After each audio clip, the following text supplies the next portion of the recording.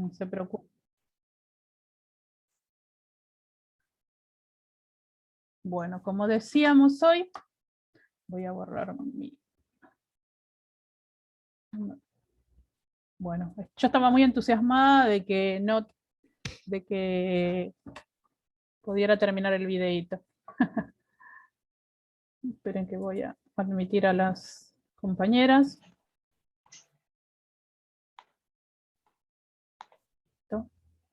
Bueno. Luego están los pulmones, los famosos pulmones, que son dos masas globosas, ¿sí? O sea, que tienen forma de globo. No, en realidad no tienen forma de globo, son como dos globos. Sí, por favor, cierren los micrófonos, ¿sí? Bueno, el derecho tiene 3 lóbulos, esas son las características, digamos, de la diferencia de uno y otro. Uno tiene 3 lóbulos y el otro, el izquierdo, tiene 2. Se encuentran recubiertos por una fina membrana llamada pleura. En realidad es una doble membrana, ¿sí? Pero pregunta de examen va a ser cómo se llama la membrana que recubre los pulmones, ¿sí? Y quizás... ustedes están viendo mi pantalla, ¿no? ¿Sí? Hola. ¿Alguien me puede contestar? Están viendo mi pantalla, ¿no? Sí, profe. Bueno. Sí. Sí, porque recién me salió un cartelito. Bueno, no importa. La pregunta de examen va a ser cómo se llama la membrana que recubre los pulmones, porque ustedes van a ver que cada membrana que recubre los diferentes órganos tienen diferentes nombres. En el caso del pulmón es la pleura, ¿sí? En el caso del hueso, ¿se acuerdan? Periósteo. Y la parte de adentro del hueso, endoosteo, ¿sí? Y en el corazón es pericardio. Cada membrana que recubre tiene su nombre. Y bueno, la pregunta de examen no va a ser si tiene dos lóbulos o 3 lóbulos. Va a ser cómo se llama la membrana, ¿sí? Y después tenemos el famoso diafragma, que si bien no hace parte del sistema respiratorio, es el músculo más importante de la respiración. Pregunta de examen: ¿cómo se comporta el diafragma durante la respiración? Ahora en la próxima les voy a mostrar. Dice, es el músculo accesorio más importante de la respiración y en la inspiración desciende, permitiendo la expansión pulmonar. Y en la expiración asciende, o sea, sube, favoreciendo el vaciamiento de los pulmones. Esto es por lógica. Ahora les voy a mostrar el diafragma. Pero imagínense que si tenemos un músculo que está atravesado abajo de los pulmones, si eso sube, expulsa el aire, ¿sí? Y si eso baja, permite la entrada del aire. Entonces, asócienlo de esa manera con lógica. Cuando yo lo aprendí, yo les comento. Miren, porque yo siempre digo que está bueno que los docentes mostremos que nosotros también tuvimos fallas. Yo esta pregunta en mi primer examen de la universidad lo desaprobé, a esta pregunta, porque la profesora nunca nos había mostrado lo que era un diafragma. Sabíamos que era un músculo, pero nunca nos mostró. Entonces yo dije, esa es una falla docente, porque la verdad no nos había hablado de eso. Y este es el diafragma, miren. Este que está acá abajo.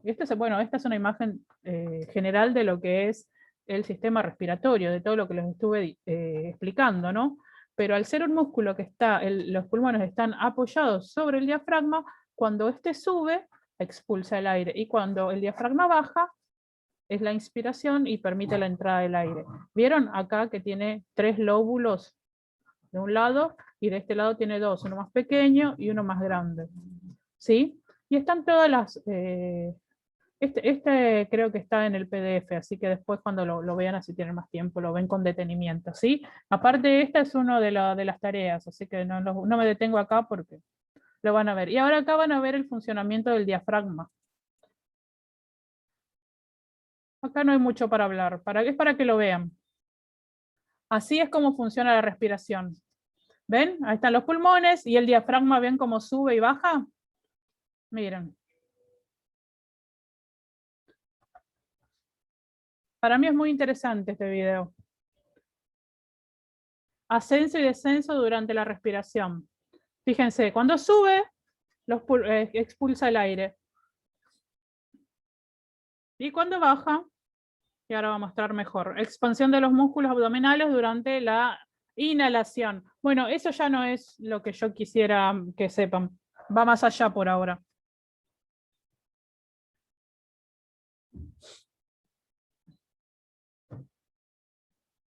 Apertura de las costillas y los músculos intercostales. Fíjense cómo también funciona todo lo que es cartílago. Por eso hay cartílago en esta zona, para que cuando los pulmones se llenen, no estén presos en un lugar completamente rígido. O sea, todo nuestro organismo es perfecto, tiene su función. O sea, no es que las costillas están abiertas y se unen al esternón a través de un cartílago por nada, sino se une a través de eso para que sea más flexible durante la respiración, ¿sí? Siempre piensen en el cuerpo humano como un organismo perfecto, que no se puede replicar hasta el día de hoy, por más que lo intentemos. Repito, si no llegamos a hacer todo circulatorio, seguimos la semana que viene, ¿sí? Bueno, sistema circulatorio. Me encantó esta imagen. Bueno, el sistema cardiovascular o circulatorio es el encargado de distribuir el oxígeno y nutrientes por todo el organismo y recoger el dióxido de carbono y desechos metabólicos celulares. Esto es una pregunta de examen, ¿sí? ¿Qué hace el sistema? ¿Cuál es la principal función del sistema cardiovascular o circulatorio? Es esta: llevar el oxígeno a través de sus glóbulos rojos, que son los encargados de su molécula de hemoglobina, que es su principal molécula, que forma el glóbulo rojo, llevan el dióxido de carbono desde, escuchen bien, desde todas las células del cuerpo hacia los pulmones y recoge el oxígeno desde los pulmones hacia el corazón y desde el corazón hacia el resto del cuerpo, ¿sí? Vamos a ir detallando toda esta situación. Y también dice desechos celulares, metabólicos, etcétera, porque la sangre transporta otras cosas también. Pero vamos a hacer lo más básico ahora, porque también están las enzimas, perdón, hasta mismo los microorganismos que están invadiendo, están los glóbulos rojos, blancos, que son todo nuestro sistema inmune, están los trombocitos o plaquetas, como la quieran llamar. Hay un montón de componentes en la sangre, ¿sí? Pero digamos que esta es la función principal por ahora, ¿sí? Como dice acá, la función principal del sistema cardiovascular es el transporte mediante la sangre como vehículo de transporte. El sistema lleva oxígeno, nutrientes, desechos celulares, hormonas y muchas sustancias vitales para la homeostasis corporal desde las células y hasta estas. Esto ya lo expliqué, ¿sí? ¿Se acuerdan lo que era la homeostasis? Yo le había dicho que la homeostasis era el equilibrio, ¿sí? Esta palabra la van a encontrar durante toda la carrera y durante toda la profesión. Homeostasis quiere decir equilibrio. En este caso, el equilibrio corporal, ¿sí? Si no está equilibrado todos los componentes de la sangre no están equilibrados, y principalmente el pH, que en algún momento lo vamos a charlar, no ocurren correctamente las funciones del organismo y colapsa, ¿sí? Es muy complejo y no estamos todavía para hablar de eso. La sangre, como dice acá, está formada por líquido y elementos celulares. La sangre es el vehículo de transporte para el sistema cardiovascular y transporta, como dije, nutrientes, residuos, los gases de la respiración y muchas otras sustancias a través del organismo, ¿sí? ¿Cuáles son los componentes principales de la sangre? Los glóbulos rojos, que también traen el nombre de eritrocitos, por eso cuando ustedes vean un análisis de sangre dice recuento eritrocitario, a veces no dice glóbulos rojos, ¿sí? Son células sin núcleo y llenas de hemoglobina, que es lo que yo le mostré en el videíto, que era como una célula chatita, y tiene la hemoglobina, que era esa molécula que parecía toda trenzadita. Esa es la proteína que transporta el oxígeno y también transporta después el dióxido de carbono cuando regresa cargada para poder limpiar la sangre, ¿no? Después están los glóbulos blancos o leucocitos, que también son sinónimos, que poseen la función fagocítica y producen anticuerpos. ¿Qué es la función fagocítica? Yo se las voy a mostrar en otro video. Hay un video bastante largo sobre los glóbulos blancos porque me pareció muy interesante, pero no se lo voy a mostrar completo porque es muy largo. Pero sí le voy a mostrar la función fagocítica, ¿sí? Que es cómo el glóbulo blanco actúa para proteger nuestro organismo. Ellos son los encargados de producir anticuerpos, que está tan famosa hoy día la palabra, que también se lo voy a explicar después, y de fagocitar, que quiere decir envolver todo tipo de partícula, virus o cualquier cosa que esté, ¿cómo se llama? Poniendo en peligro nuestra vida, ¿no? Bueno, este es el video. Ojalá pudieran oír este video. Es larguito, perdón. Pero, ay, perdón. Ahí está.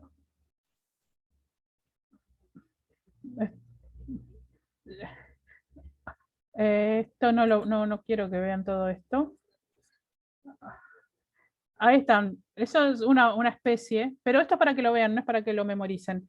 Son diferentes tipos de glóbulos blancos, ¿sí? Estos son los granulocitos.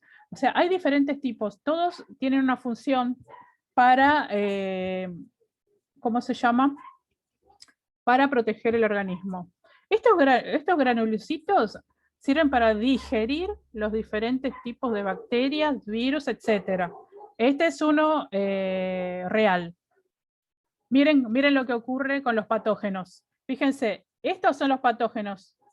Miren cómo los van a digerir. Tienen una fuerza tremenda. Miren cómo comen a los invasores. Y acá dicen los 4 tipos. Esto lo paro y lo explico yo. Este eosinófilo, cuando ustedes vean recuento leucocitario en un análisis de sangre, van a ver que están representados los diferentes tipos de leucocitos o glóbulos blancos. Este va a estar el eosinófilo, que es el que vimos recién cómo comía, cómo fagocitaba, ¿sí? Está presente principalmente cuando hay parásitos.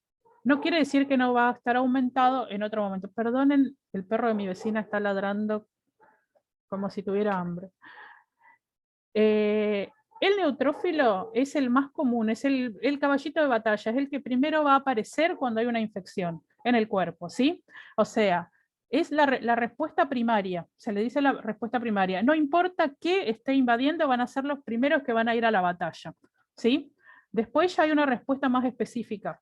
Después viene, por ejemplo, más que nada, como le dije, los parásitos. El mastocito ya es más... ¿cómo se dice? Más especializado. Tiene como 6 o 7 patitas que sirven para agarrar otro tipo de microorganismo y matarlos de a 6. Son los sanguinarios, ¿sí? Me encantan. Y el basófilo también está presente cuando hay ataques virales, ¿sí? Principalmente cuando hay ataques virales. Vamos a seguir.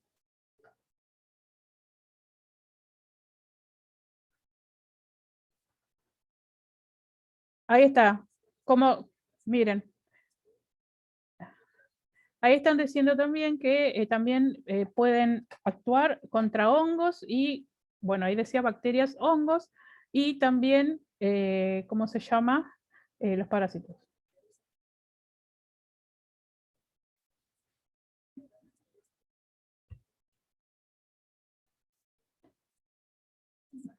Aproximadamente en 30 minutos ya encuentran la infección y empiezan a actuar. Y ahí está la fagocitosis. Eso es la fagocitosis. Lo envuelven. Y como muestra también, cuando hay alguna célula muerta, también lo fagocitan y también lo eliminan. Bueno, hasta acá nomás les voy a mostrar este video. Si ustedes lo quieren ver completo, el link está en el PDF. Ustedes hacen clic en el PDF, en la parte donde está el link, y los va a llevar directamente al video para que lo vean completo, ¿sí? Está muy interesante y tiene un lindo sonido y no mi voz aburrida atrás. Otros componentes de la sangre son las plaquetas o los trombocitos, que son los encargados de la coagulación de la sangre, ¿sí? Eso es lo importante de las plaquetas, que son los encargados de la coagulación de la sangre. Y también son conocidos, recuerden, como trombocitos. Ahora está de moda la trombosis, ¿sí? Y eso está causado por coágulos en la sangre. ¿Sí? Esa famosa trombosis de la cual se habla que producen algunas vacunas, lo cual es cierto, pero es 1%, o sea, es una persona cada 100.000 personas la que le puede llegar a ocurrir esto, o sea que no es un riesgo que la tienen un montón de otras cosas, no vamos a expandir esto en este momento, pero bueno, lo que ocurre es que se forma un coágulo, porque las plaquetas lo que hacen al coagular la sangre es, por ejemplo, cuando tenemos una herida, frena esa hemorragia. Si las plaquetas no funcionan correctamente, nos desangraríamos, porque constantemente nuestros capilares, o sea, las venas y arterias más pequeñas del cuerpo, se están rasgando con un golpe, cuando tenemos moretones es porque se rompieron esos capilares, ¿sí? Y constantemente dentro del cuerpo se están formando esas pequeñas heridas que las plaquetas van coagulando, ¿sí? Si no funcionan bien, nos desangraríamos. Pero también ocurre que a veces coagulan en lugares donde no deberían, o hay un tipo de lesión interna, ocurre mucho cuando hay cirugías o cuando hay un accidente y hay una fractura, va coagulando y uno de esos coágulos va por algún tipo de vena o arteria y se produce una trombosis. Puede ser una trombosis venosa o una trombosis a nivel arterial. Y eso, al tapar ese coágulo, al tapar el vaso sanguíneo, ¿qué pasa? Muere el tejido, ¿sí? Si la trombosis es en los miembros inferiores y superiores, se puede llegar a, con alguna medicación, con algunos cuidados específicos que ahora no vienen al caso, no son tan graves como una trombosis, por ejemplo, pulmonar o cerebral, o que vaya al corazón ese coágulo, ¿sí? Porque ahí produce un infarto, ¿sí? Porque no le llega la sangre. Cuando no llega la sangre a cualquier tipo de tejido, se produce la muerte de ese tejido. Y en el corazón se llama infarto, ¿sí? Estoy ya yéndome por las ramas como siempre. Y luego el plasma, que está formado por agua, minerales, glucosa, lípidos y proteínas. No voy a desarrollar plasma. Sepan que el plasma está formado por esos componentes. Y ahora vamos a hablar de los vasos sanguíneos, ¿sí? Como ya dije, las arterias son las que son parte de los vasos sanguíneos y son las que transportan la sangre desde el corazón desde el corazón, recuerden, desde el corazón son todas arterias, ¿sí? Y las venas transportan la sangre de vuelta hacia el corazón. ¿Por qué les explico esto? Porque hay una pregunta capciosa en el examen que pregunta algo sobre la vena pulmonar. Y ahora después, seguramente en esta parte, les voy a explicar. Entonces sepan que todo lo que sale del corazón son arterias, ¿sí? Y todo lo que vuelve al corazón son venas. Así de simple lo tienen que saber. Arterias. Sí, acá dice lo que voy a decir, lo que estaba diciendo. De paredes muy elásticas, son vasos grandes que llevan sangre oxigenada a todo el organismo. ¿Por qué las paredes son elásticas? Porque están en contacto con una bomba que hace mucha fuerza, que es el corazón. Y como la sangre sale a través de las arterias, necesitan ser elásticas para no colapsar, ¿sí? Entonces, por eso son muy elásticas, son grandes y llevan la sangre oxigenada a todo el organismo. Pregunta de examen. Lleva la sangre oxigenada a todo el organismo, menos a la arteria pulmonar. Menos la arteria pulmonar. Después les voy a explicar por qué. O sea, cuando yo pregunte sobre la arteria pulmonar, no lleva sangre oxigenada, porque la arteria pulmonar va hacia el pulmón, y después van a ver qué hace. Las paredes de las arterias son gruesas y fuertes para soportar las fluctuaciones de la presión, ¿sí? La presión del bombeo del corazón. Y se expanden y contraen con los latidos del corazón. Es como una manguera, pero no tan rígida, que cuando bombea se expande un poquito y le vuelve a contraer con el latido del corazón, ¿sí? Y eso es el pulso que uno después siente cuando mide el pulso o la tensión arterial. Por otro lado, las venas, que son vasos más pequeñitos, con paredes menos elásticos, porque no necesitan, porque cuando vuelve la sangre ya no hay una bomba, funciona de otra manera, después les voy a explicar cómo, y llevan la sangre carbooxigenada al corazón. O sea, ya lleva glóbulos rojos que han pasado por todas las células del cuerpo a dejar el oxígeno y retiraron el dióxido de carbono, y entonces se van para el lado de las venas. O sea, una va y otra vuelve. ¿Sí? Esta es la parte más compleja de todo, para mí por lo menos, fue la parte más compleja para comprenderlo. Vuelvan a leer, vuelvan a oír, y así, y busquen videos si no les fueron suficientes los que yo les pongo, y estudien, no hay otra manera. Como dije, así como la única arteria que no lleva sangre oxigenada es la arteria pulmonar, la única vena que no lleva sangre carbooxigenada, que es con dióxido de carbono, es la vena pulmonar, ¿sí? Las paredes de las venas son más finas, sus luces, o sea, la parte de adentro, es la luz, donde pasa la sangre, son más grandes y cuentan con válvulas, ya que no, ¿por qué tienen válvulas? Porque las arterias tienen la bomba del corazón, pero las venas tienen que volver al corazón. Y por ejemplo en las piernas, ¿cómo hace si no hay nada que lo bombea? Bueno, el mismo movimiento, y por eso cuando uno no se mueve se le inflaman los pies, las piernas, es que el movimiento hace que la sangre vuelva y tienen como unas válvulas que se cierran y lo empujan a la sangre para arriba, ¿sí? No hay otra manera de explicarlo, ¿sí? Por eso cuando uno está mucho tiempo quieto, ocurre la inflamación, porque nosotros necesitamos hacer ese movimiento para que la sangre regrese al corazón.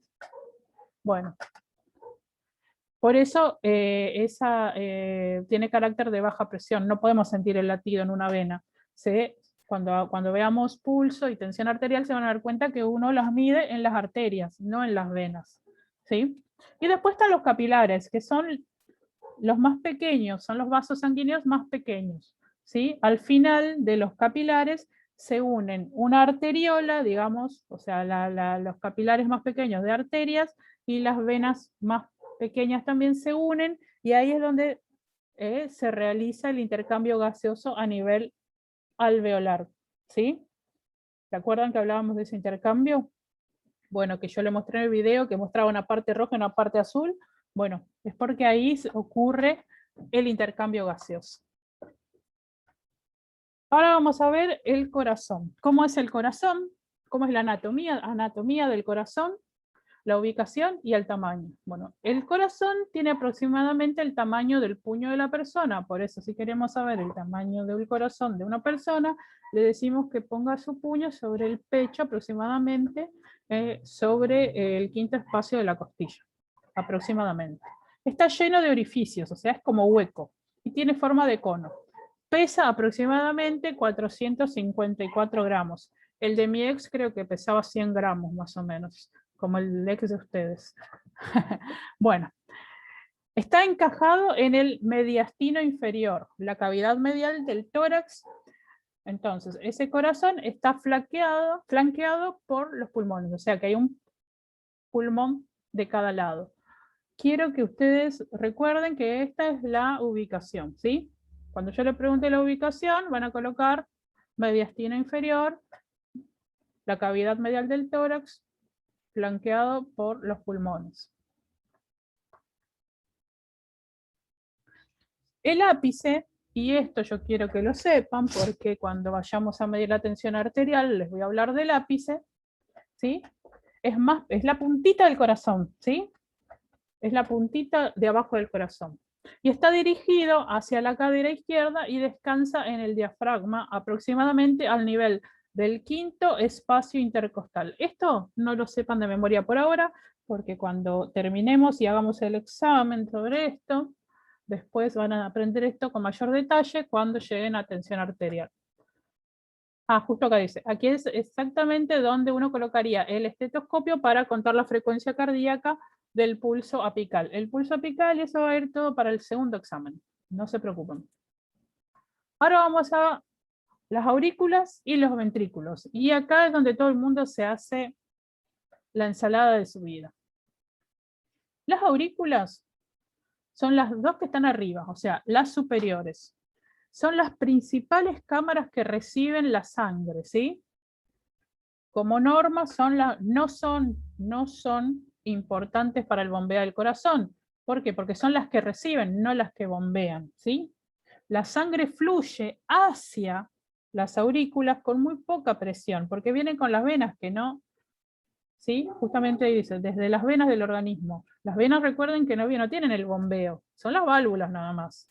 Y después continúa para llenar los ventrículos. Hay un videito de esto, creo. Y los ventrículos, por su parte, sí son importantes para el bombeo. Son las partes de abajo, las inferiores. Tienen las paredes más espesas, más gruesas. ¿Por qué? Porque es ahí donde ocurre la descarga, ¿sí? Ahí es donde está la bomba del corazón. Es la que hace fuerza, que se contrae para expulsar la sangre. Entonces, las aurículas son más pequeñas, son las de arriba, son las que reciben la sangre. Y tienen poca fuerza, porque reciben la sangre de las venas que no tienen ninguna bomba que las empuje. Y los ventrículos son los que están abajo, tienen más fuerza porque son las que bombean, entonces tienen que ser más gruesos, porque el músculo necesita tener más fuerza para expulsar la sangre, y los expulsa hacia el cuerpo a través de las arterias. Más que eso no les puedo decir, no sé cómo decirles para que sea más gráfico. El septum es la parte del medio que divide el corazón de un lado y del otro, ¿sí? Y se denomina septum intraventricular, al que divide los dos ventrículos, y intraauricular, el que separa las dos aurículas, ¿sí? Y acá está una imagen que la puse simplemente para que ustedes después la vean y puedan completar el trabajo, ¿sí? Pregunta de examen.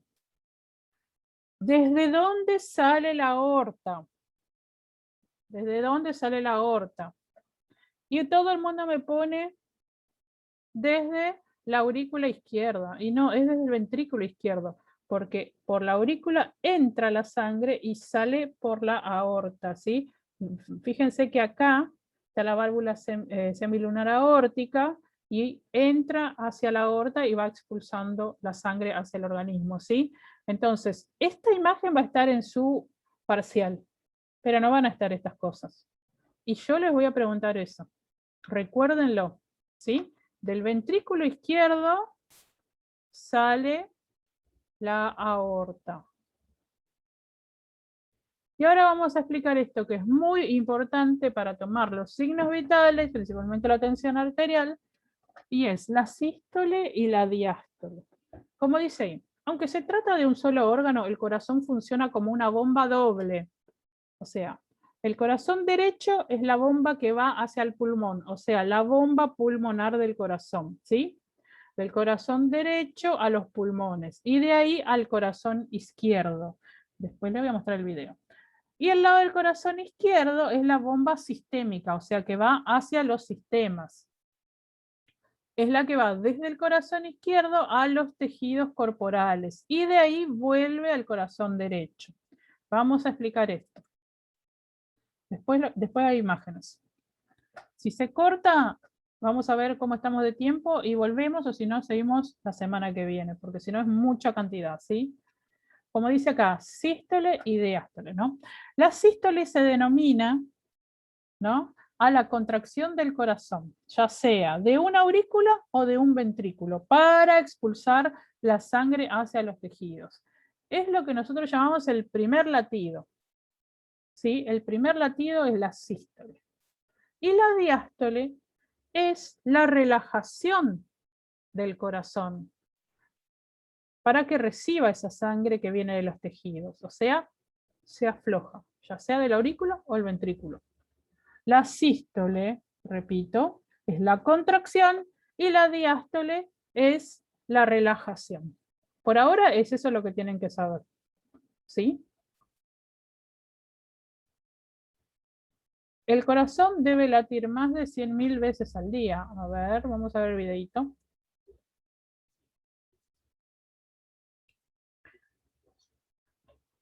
Fíjense que están las 4 cavidades. Acá están las aurículas y tienen la capacidad aproximadamente de 50 milímetros de sangre. Están los ventrículos, que son los de abajo, y tienen un poquito más de capacidad, 60 milímetros de sangre, ¿sí? Fíjense cómo laten. Miren la cantidad, 7.000 litros de sangre al día bombean, ¿sí? Trabajan en equipo, las aurículas se llenan de sangre y luego expulsan hacia los ventrículos, ¿sí? Y luego la expulsan del corazón, ¿sí? Vamos a ver el dibujito y les voy a decir lo que más me importa. A ver, ¿vieron ese pequeño movimiento? Lo vuelvo. Fíjense, entra la sangre hacia la aurícula, va a la aurícula izquierda, llega al ventrículo izquierdo y fíjense cómo sale por la aorta. ¿Vieron para dónde va? Esa es la aorta. ¿Sí? Eso es lo que quería que vieran específicamente. Vamos a ver cómo late. No. Este video también está en el PDF. Después ustedes lo ven porque con el sonido es mucho más interesante. ¿Sí? Después, cuando yo les voy a indicar a dónde está. Vamos a las válvulas cardíacas. Esto es para que lo sepan, no se los voy a tomar. Como dijimos, el corazón está dividido en 4 cavidades. 2 superiores llamadas aurícula, derecha e izquierda, y 2 inferiores llamadas ventrículos, derecha e izquierda. Y estas están divididas por 4 válvulas que evitan que ocurra el reflujo de sangre, o sea, para que no regrese la sangre. Porque imagínense, si no existieran estas válvulas, el corazón expulsa la sangre y con un movimiento se vuelve. Entonces, una vez que el corazón expulsa la sangre del sitio a donde estaba, se cierra esa válvula y se abre solamente para volver a expulsar la sangre. Y estas son las diferentes válvulas, ¿sí? La mitral y la tricúspide evitan el retroflujo, o sea que regrese el flujo sanguíneo en las aurículas cuando se contraen los ventrículos, o sea, cuando hace fuerza el ventrículo para expulsar la sangre hacia el organismo o hacia el pulmón, esas válvulas se cierran para que no vuelva hacia, que la fuerza no haga que regresen a las aurículas, ¿sí? La válvula mitral o bicúspide, o sea, separa la aurícula izquierda del ventrículo izquierdo, ¿sí? Y la válvula tricúspide que separa la aurícula derecha del ventrículo derecho. Eso hay que memorizarlo, no hay otra manera. Y las válvulas semilunares evitan el retroflujo en los ventrículos cuando el corazón está relajado. O sea, la válvula pulmonar separa el ventrículo derecho de la arteria pulmonar y la válvula aórtica separa el ventrículo izquierdo de la arteria aorta. O sea, cuando está relajado el corazón, se está el bombeo, los ventrículos expulsaron la sangre hacia el sistema, digamos todo el cuerpo, eso quiere decir sistema, y hacia el pulmón, ¿no? Se cierran estas válvulas para que no regrese la sangre ni del pulmón ni del sistema de nuevo al corazón. Y son estas. Esta imagen también la tienen en el PDF. Está la válvula pulmonar, la aórtica, la arteria, bueno, esto no importa, está la válvula mitral, acá está la tricúspide. La tricúspide porque tiene 3 partes y la bicúspide porque tiene 2 y así. Y la demás no sé por qué. A ver. Acá hay un video también sobre cómo funcionan las válvulas. Esperen, vamos. Yo quiero que vean el movimiento nada más. Fíjense. ¿Vieron cómo funciona? se van cerrando. Miren cómo se abre y se cierra. Fíjense, acá, acá y acá, cómo se van cerrando con el movimiento de la sangre. No les voy a mostrar todo el video. También está el link, si ustedes lo quieren ver, también está en el PDF, descripto. Dice ahí video de válvulas cardíacas y va a estar esto. Miren cómo se abre y se cierra. Entra la sangre y se cierran. Sale la sangre y se cierran. Eso es lo que quería que vean. Cómo funcionan las válvulas. Ahora vamos a los tipos de circulación. Y esto también es tema de examen. El sistema circulatorio hace paralelamente, o sea, a la vez hace dos tipos de circulación. Una es la circulación mayor y otra es la circulación menor. Una se llama sistémica y la otra se llama pulmonar, ¿sí? La primera de ellas tiene como fin recoger la sangre cargada de desechos y transportarla hacia los pulmones para que nuevamente renovada vuelva hacia el corazón y estando limpia, o sea, cuando deja, cuando retira, deja el dióxido de carbono y retira el oxígeno del pulmón, vuelve limpia hacia el corazón y el corazón lo expulsa a su vez hacia el organismo. Y ahora lo voy a explicar mejor porque si no es muy engorroso. Esta es la circulación mayor de un lado y la menor del otro. Esto sí lo tienen que saber de memoria, ¿sí? La circulación mayor o sistémica. Se inicia en el ventrículo izquierdo y termina en la aurícula derecha. Transforma la sangre arterial en venosa. Aporta nutrientes y oxígenos a los tejidos. Extraen anhídrido de carbono o dióxido de carbono y desechos de los tejidos. Y la circulación menor, que es la que va del corazón al pulmón y regresa al corazón, se inicia en el ventrículo derecho y termina en la aurícula izquierda. Esta es una pregunta de examen. Transforma la sangre venosa en arterial a nivel del pulmón. La menor, como una ayuda de memoria, ¿no? La menor es más cortita, chicos.